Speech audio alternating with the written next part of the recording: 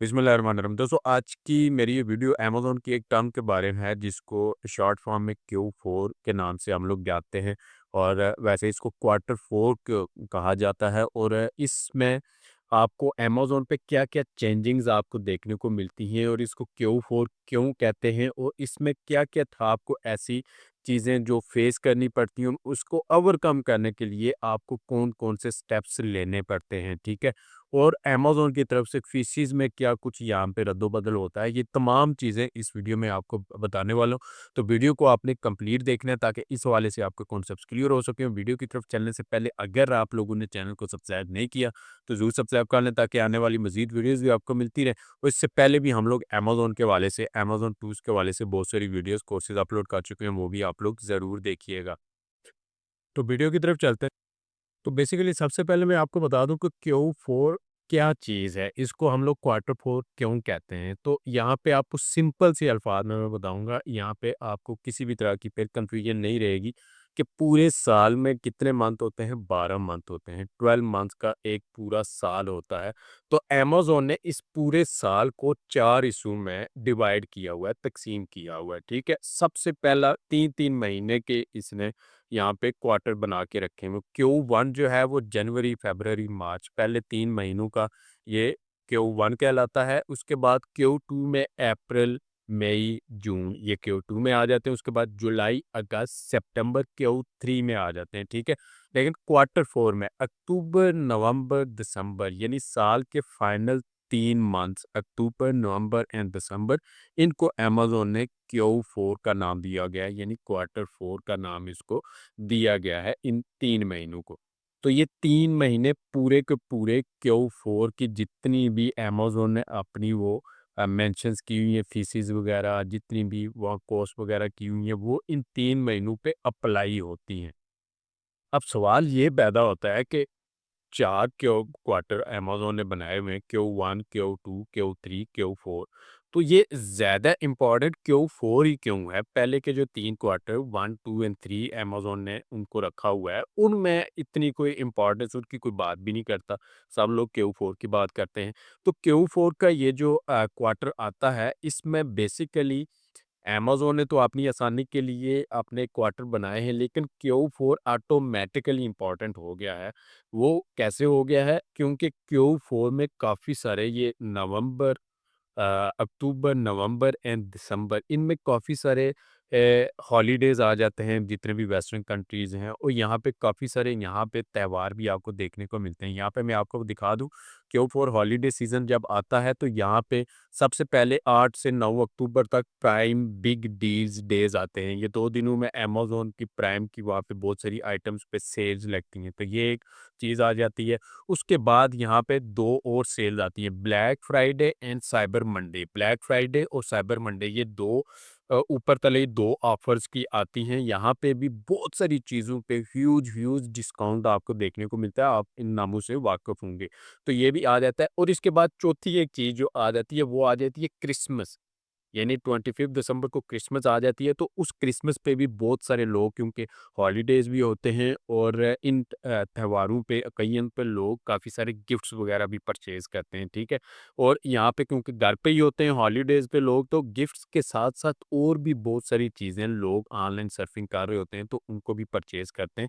तो इस हवाले से ये 3 महीने हैं, ये बहुत ही ज़्यादा इम्पोर्टेंट हो जाते हैं। इन 3 महीनों में आपको हाई सेल्स देखने को मिलती हैं, ठीक है? आपको ह्यूज सेल मिलती है as compare to Q1, Q2 and Q3।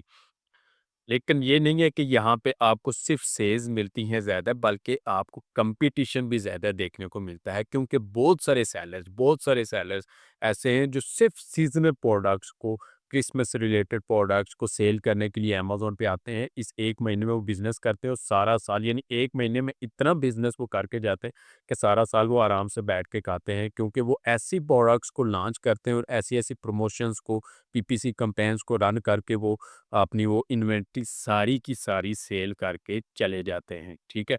और इसके साथ-साथ यहाँ पे जो मेन चीज़, यहाँ पे इन्वेंटरी का अगर ज़िक्र आ गया, तो यहाँ पे एक मेन इश्यू जो आपको फेस करना पड़ता है, वो इन्वेंटरी से रिलेटेड है। सबसे ज़्यादा इश्यू जो आपको फेस करना पड़ता है, वो इन्वेंट्री से रिलेटेड इशू आपको फेस करना पड़ता है। उसमें ये होता है कि आपको पता नहीं होता कि Q4 में इतनी ज़्यादा सेल्स एकदम आपके पास जो न्यू सेलर्स होते हैं उनको पता नहीं होता, और जब एकदम उनकी सेल्स आती हैं तो उनकी इन्वेंट्री उन्होंने उस हिसाब से मैनेज नहीं की होती है, वो इन्वेंट्री उनकी ख़त्म हो जाती है। और उसके बाद जब वो न्यू इन्वेंट्री यहाँ पे शिपिंग करवाते हैं तो Q4 के दौरान अगर आप इन्वेंट्री सेंड करते हैं तो उसको लाइव होने में बहुत ज़्यादा टाइम लगता है।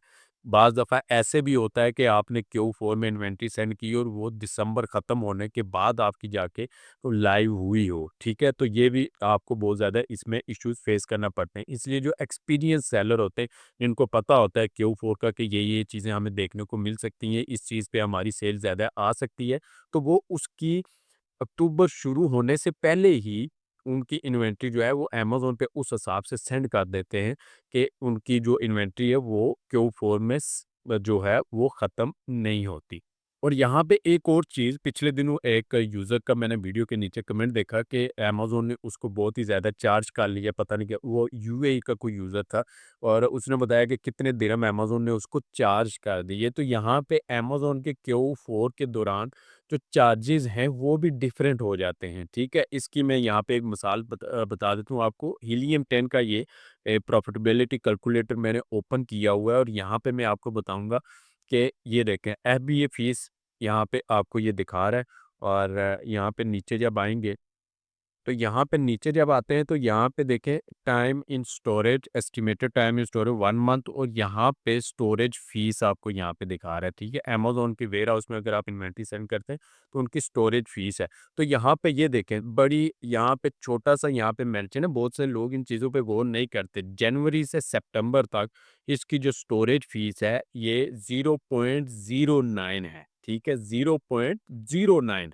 और यहीं अक्टूबर से दिसंबर तक इसकी स्टोरेज फी यहाँ पे आपको क्या मिल जाती है 0.23, यानी स्टोरेज फीस अमेज़न ने इंक्रीज़ कर दी है इसकी, ठीक है? यहाँ पे 3 मंथ्स अगर मैं करता हूँ, तो यहाँ पे ये देखें 0.28 यहाँ पे आपको जनवरी से सितंबर तक इसकी कॉस्ट पड़ रही है, और यहाँ पे अक्टूबर, नवंबर एंड दिसंबर 3 महीनों की आपको यहाँ पे 0.70 ये स्टोरेज फीस आपको यहाँ पे देखने को मिलती है। यहीं पे जब नीचे आप आते हैं ना, तो यहाँ पे इसका नेट मार्जिन वगैरह ये शो करवाता है। तो यहाँ पे जनवरी से यहाँ पे 2 देखिए सेक्शन बने हुए हैं।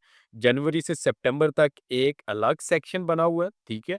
लेकिन Q4 अक्टूबर से दिसंबर तक का जो सेक्शन है वो अलग से बना हुआ है। यानी जनवरी से सितंबर तक आपने जो डाटा पुट किया हो, इस हिसाब से आपका नेट मार्जिन 16.26 है। लेकिन अक्टूबर से दिसंबर तक यही डाटा के हिसाब से आपका जो नेट मार्जिन है वो आपका यहाँ पे नेट प्रॉफिट 15.84 आ जाएगा, 15.84। यानी क्यों? क्योंकि इसमें फीसेस वगैरह अमेज़न की इंक्रीज़ हो जाती हैं, ख़ास करके स्टोरेज फीस जो है वो अमेज़न की इंक्रीज़ हो जाती है। तो यहाँ पे बहुत सारे न्यू सेलर्स को इस बारे में भी नहीं पता होता, और उनको जब ज़्यादा अमेज़न चार्ज करता है तो वो कन्फ्यूज़ हो जाते हैं कि अमेज़न उनको ज़्यादा क्यों चार्ज किया है। तो क्वार्टर 4 में आपकी प्रोडक्ट्स पे जो अमेज़न की फीसेस हैं उन वो भी थोड़े से परसेंटेज के साथ इंक्रीज़ हो जाती हैं, ठीक है? तो ये क्वार्टर 4 में था। इसको ओवरकम करने के लिए यही आप स्टेप्स ले सकते हैं कि आप अपनी इन्वेंट्री को क्वार्टर 4 शुरू होने से पहले-पहले इतनी अमाउंट में सेंड कर दें कि आपकी इन्वेंट्री को शॉर्टेज ना हो, क्योंकि क्वार्टर 4 के दौरान इन्वेंट्री अगर आपकी कम होगी, खत्म होगी, तो आप उसको दोबारा से वहाँ पे लाइव करवाने में बहुत ज़्यादा मुश्किल होगी आपको, ठीक है? उसके बाद यहाँ पे हाई सेल्स आप जनरेट कर सकते हैं, लेकिन बिल्कुल वैसे ही नहीं कि आप हाथ पे हाथ रख के बैठे रहें, आपको हाई सेल्स आ जाएगी, नहीं, बल्कि आपको काफ़ी सारी कैंपेन यानी डिस्काउंट कैंपेन्स वगैरह, ऑफ़र्स वगैरह आपको लगानी पड़ती हैं, सभी लोग लगाते हैं, और इसी तरह वो यहाँ पे ज़्यादा से ज़्यादा सेल्स कमाते हैं। तो ज़्यादा से ज़्यादा ऑफ़र्स की, सेल्स की आप कैंपेन्स रन करें, तो आप हाई सेल्स यहाँ पे जनरेट कर सकते हैं। तो उम्मीद है कि इस हवाले से आपके कॉन्सेप्ट्स क्लियर हो गए होंगे। मज़ीद कोई भी क्वेश्चन आपके ज़हन में आता है, आप कमेंट करके मुझसे पूछ सकते हैं, और अगर आपको वीडियो पसंद है, वीडियो को लाइक करें, चैनल को सब्सक्राइब करें, अपने दोस्तों से भी इसको ज़रूर शेयर करें।